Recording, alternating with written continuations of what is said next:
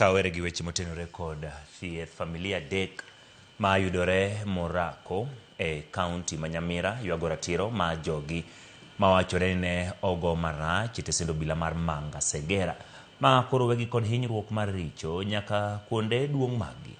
Jogi magin joriemb apiko ne omaki ni mar ne ok gichulo jogo mondiko gi tich omenda gi.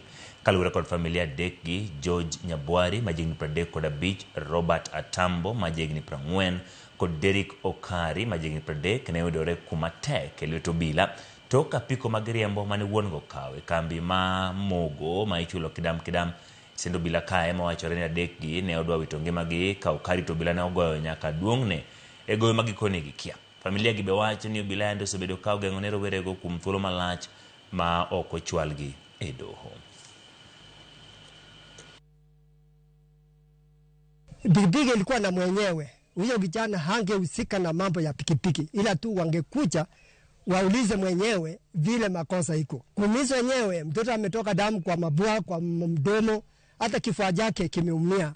Wakati tulienda huko kufuatilia, tulisikia walisikwa, wakaanza kuumizwa, waliumizwa sana, wakapelekwa hospitali mpaka ile sehemu ya kisiri, walikuwa hawakuwa wanajua kutembea. Ruto nisaidie.